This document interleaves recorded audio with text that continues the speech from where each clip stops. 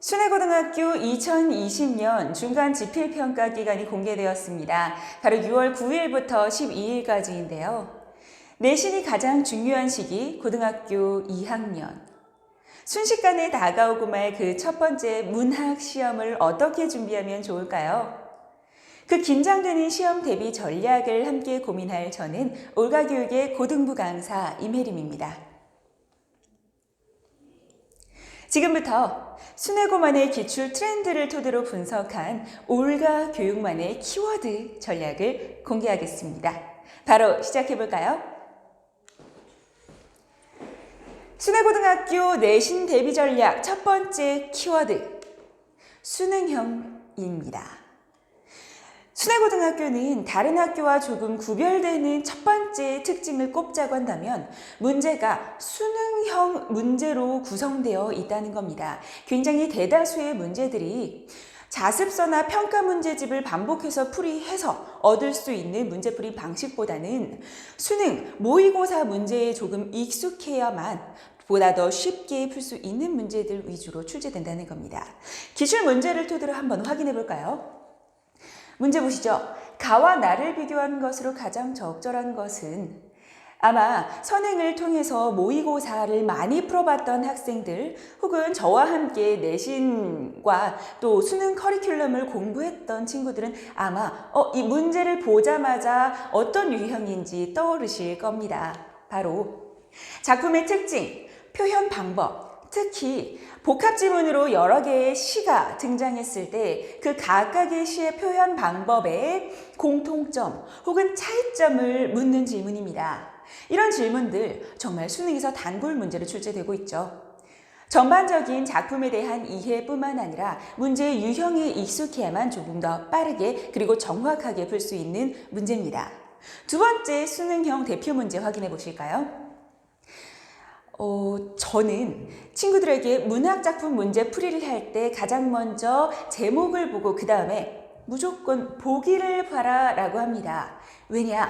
보기를 통해서 얻을 수 있는 작품에 대한 정보가 정말 무궁무진하기 때문인데요.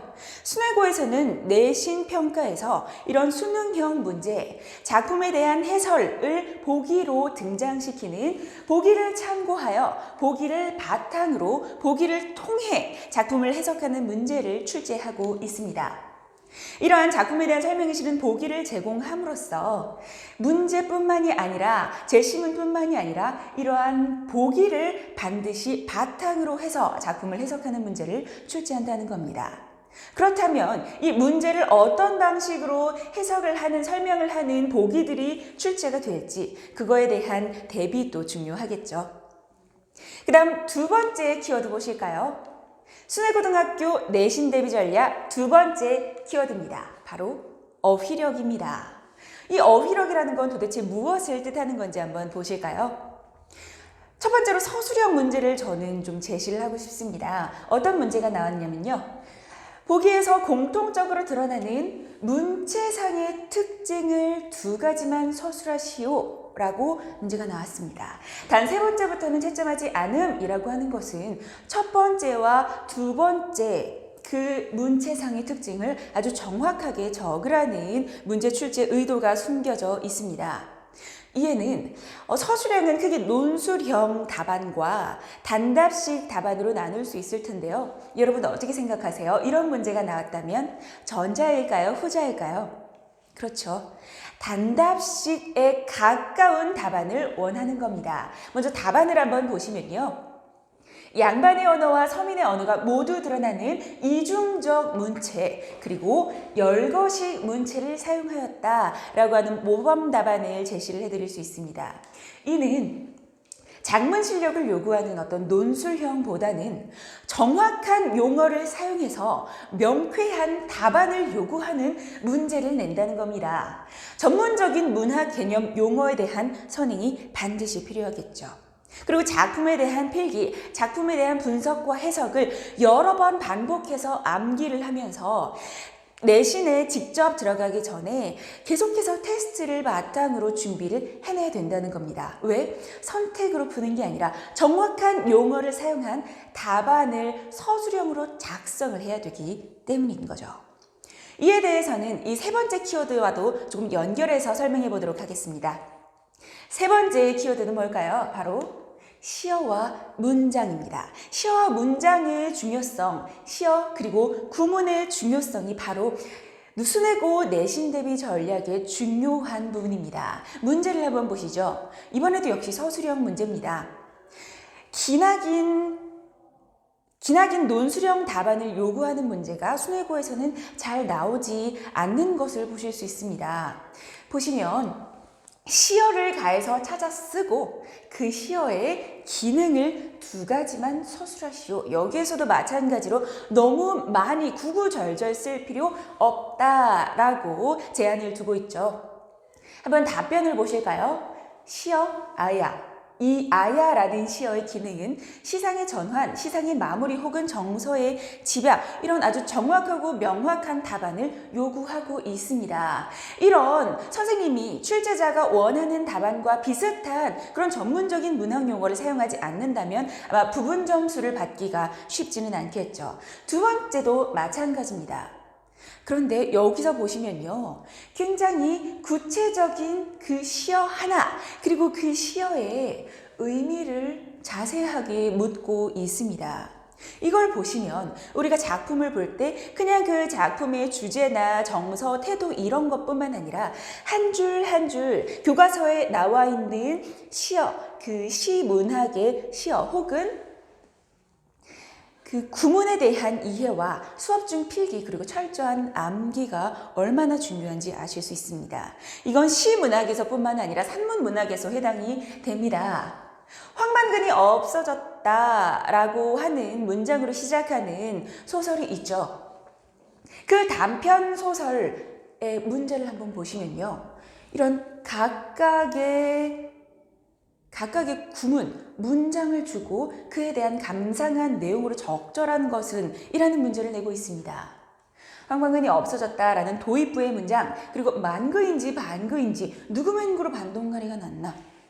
사투리 혹은 그 구문에서 해당되고 있는 그 어조라든지 이 문장을 통해 알 수 있는 이 등장인물, 작중인물들의 정서라든지 그런 것들을 구체적으로 파악하고 있어야만 빠르게 풀 수 있는 문제가 출제가 된 겁니다.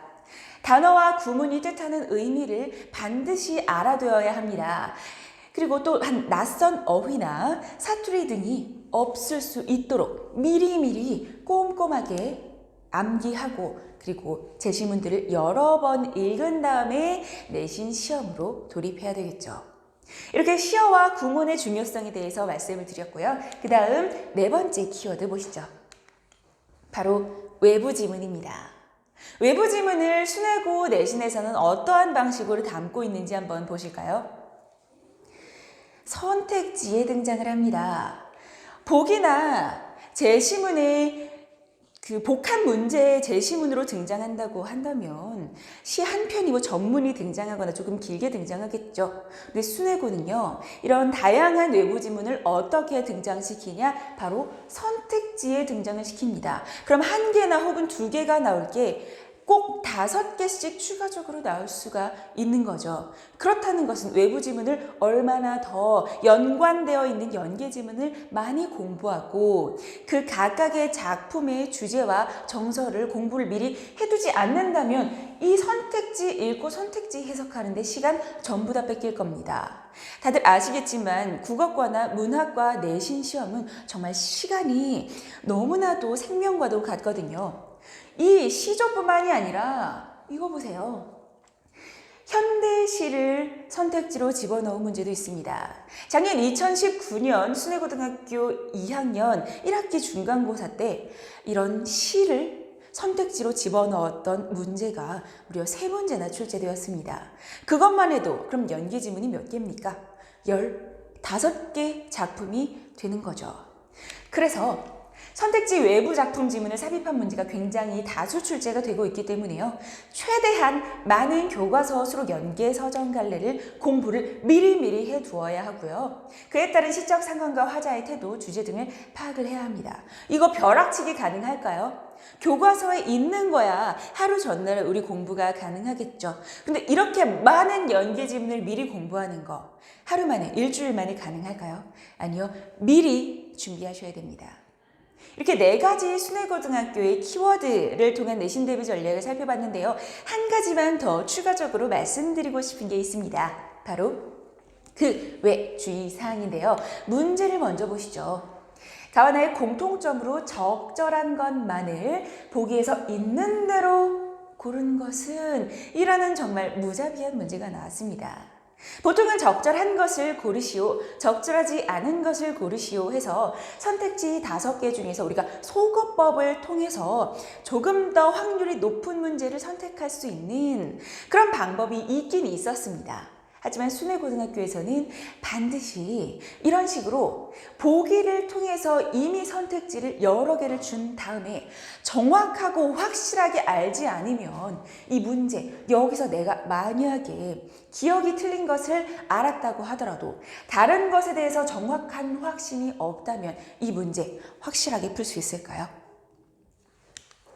각 작품의 표현상의 특징 등을 구체적으로 그리고 무엇보다도 완벽하게 암기하고 숙지할 수 있어야만 풀 수 있는 문제가 순회고에서는 출제가 됩니다.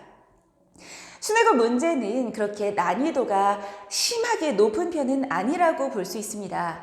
하지만 국어과 문학과의 변별력은 점차 높게 만들기 위해서 모든 선생님들이 고군분투하고 있다는 것을 여러분이 잊으시면 안 될 것 같습니다. 조금 마지막으로 순회고등학교 내신 대비 전략 키워드를 정리해 볼까요? 가장 먼저 수능형 문제가 출제된다는 겁니다. 우리는 모의고사 문제에 미리 익숙해져 있어야 합니다. 두 번째, 어휘력 너무 중요합니다. 간단하게 생각하지 마시고 정말 상세하게 이 단어가 무슨 뜻을 의미하는지 정확하게 여러분들 숙지하고 계셔야 합니다. 그 다음으로 시어와 구문이 참 중요하다는 겁니다. 단순한 주제나 정서뿐만이 아니라 각각의 행, 각각의 시어, 각각의 문장이 의미하는 바를 여러분 여러 번 반복을 통해서 암기하고 계셔야 합니다. 마지막으로 외부 지문이 선택지를 통해서 대거 등장한다는 점, 그래서 다른 학교에 비해서 시험 범위가 많다는 점, 방대한 양을 공부하셔야 된다는 점 등이 되겠습니다. 많이들 긴장되고 걱정되실 겁니다. 순회고등학교의 내신 대비 전략, 온라인 수업이라는 이런 색다른 수업 환경에서 올가 교육과 함께 올바른 수업 방향으로 여러분만의 남다른 공부를 시작해 보시는 건 어떨까요?